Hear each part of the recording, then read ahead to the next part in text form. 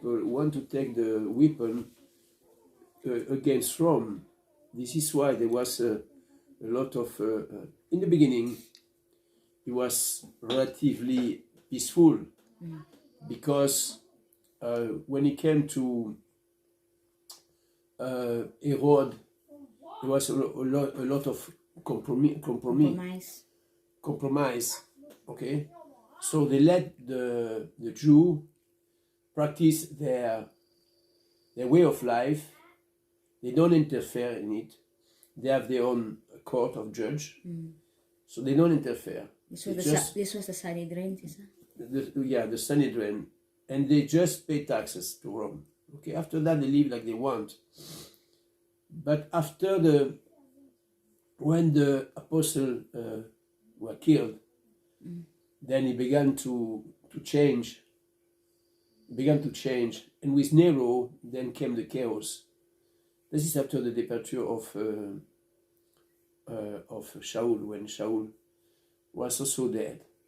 Okay, so we have to know the context, and this is during this time we know, because when Yeshua died, remember that Pilatus asked the folk, "Whom do you want me to release?"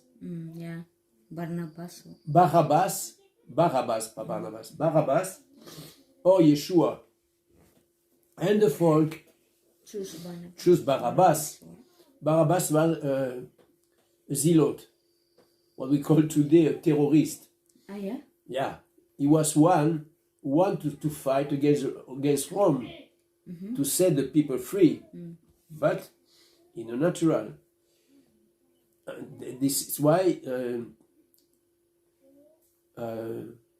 Pilate decided to let him go and to condemn Yeshua. So today we have in the spiritual realm we have a similar situation. The folk fight for liberty, which is in itself it is acceptable, because they are abused. We know that they are abused by the government in place. But this is for the reason, if you look a little bit in the reason why they do that, it is because of the restriction of the liberty in materialism. Okay, in materialism. And they fight for that. But spiritually speaking, they don't see anything. They don't understand that there is no gray zone in life. You have only two zones. You have either Ra, which is evil, or Tov, which is good. And we all need to choose. There is no middle way. There is no middle way. That is what to understand.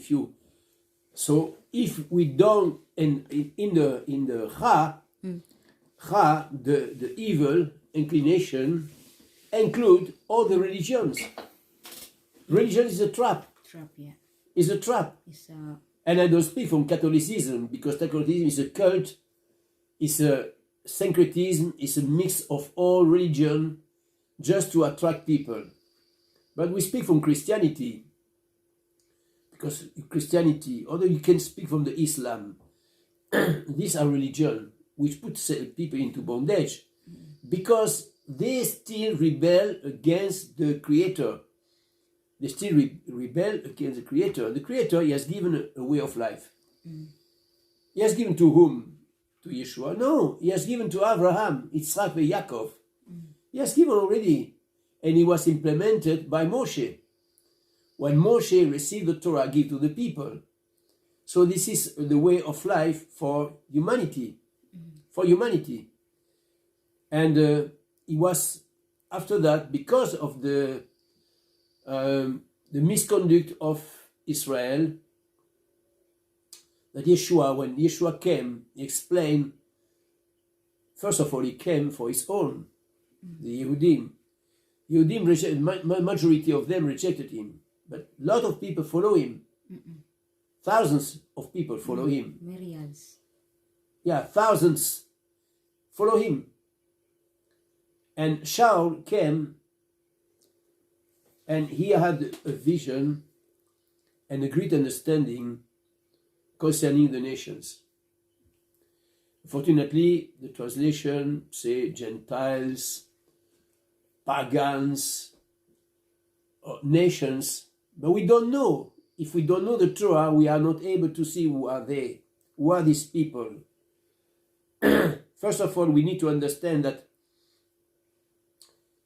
there is a story between the King of the universe, the Creator, and his people. His people is the house of Israel. 12 tribes. Yeah. 12 tribes. That is the story. The story is about the relationship between Israel and its maker. Okay? And everyone is invited to join Israel. Everyone. But there is a story within Israel. Yeah.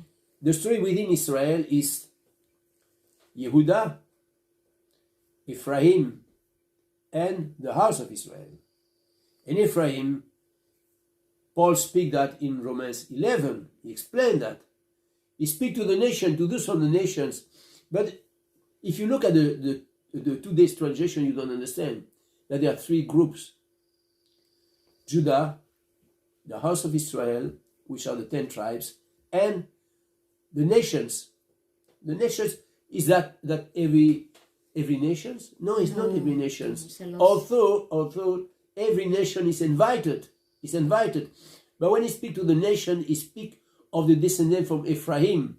And for that, we need to go back to Bereshit 48 to understand that when Yaakov adopted the children from Joseph, Manasseh and Ephraim, he set Ephraim before Manasseh against the will of his son Joseph, who didn't know what he's doing, thinking his father is making a mistake when he crossed the heads. But it was not a mistake, because he tell him, he said, yes, my son, I know Manasseh will be also a great goy, in the Hebrew, goy, singular.